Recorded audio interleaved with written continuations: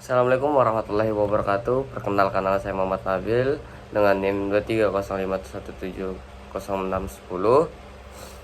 yang dari kelas pendidikan kelas A dari angkatan 2023. Jadi di sini saya akan menyimpulkan untuk dari pembahasan dari kelompok 2 yang dimana dia menjelaskan itu adanya kalimat efektif dan paragraf efektif. Oke, langsung saja.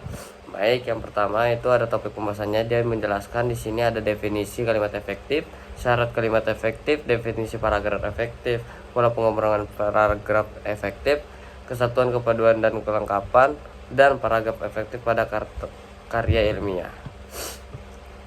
Lalu, jadi di sini dari definisi kalimat efektif yaitu kalimat yang mampu menyampaikan gagasan dengan jelas, tepat dan mudah dipahami. Lalu tidak menimbulkan ambiguitas dan sesuai dengan kaidah bahasa Indonesia, dan harus logis, komunikatif dan efisien dalam penggunaan kata. Nah, ciri-ciri kalimat efektifnya itu ada kesatuan gagasan, kesepadanan, keparalelan, kehematan, kologisan, kecermatan, kebervariasian, ketegasan, ketepatan, kebenaran struktur.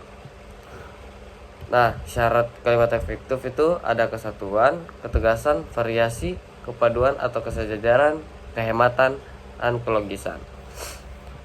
Nah, jadi di sini definisi paragraf adalah bagian yang berasal dari satu karangan yang terdiri dari sejumlah kalimat yang isinya mengungkapkan satuan informasi atau kalimat yang pikiran utama sebagai pengendalian dan juga pikiran penjelas sebagai pendukungnya.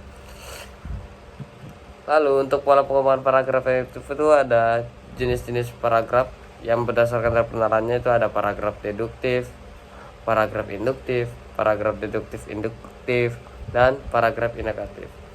Lalu untuk berdasarkan gaya pengungkapannya itu ada paragraf narasi, paragraf deskripsi, paragraf eksposisi, paragraf persuasi, dan paragraf argumentasi. Nah, di sini ada beberapa pola pengembangan. Yang pertama ada pengembangan dengan kronologi, ilustrasi, definisi, analogi, perbandingan, sebab atau akibat, contoh, repetisi, dan kombinasi. Lalu untuk paragraf efektif dalam karya ilmiah itu ada beberapa hal yang perlu diperhatikan dalam penulisan paragraf efektif dalam karya ilmiah. Mungkin ada beberapa hal itu yang mungkin seperti menggunakan kalimat efektif yang sesuai dengan kaidah bahasa Indonesia, menyusun paragraf dengan struktur yang jelas mulai dari kalimat utama hingga kalimat pendukung, dan memastikan kesatuan dan kepaduan dalam kelengkapan dalam paragraf.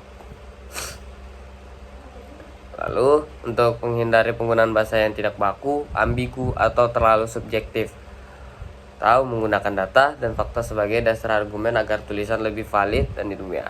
Jadi mungkin keseluruhannya itu mungkin kalimat efektif dan paragraf efektif ini untuk mencakup definisinya, syarat-syarat serta pola pengembangannya. Kalimat efektif ini yang mampu menyampaikan gagasan dengan jelas, logis dan sesuai dengan kaidah bahasa Indonesia. Sementara paragraf efektif merupakan susunan kalimat yang memiliki kesatuan, kepaduan dan kelengkapan dan menyampaikan informasi.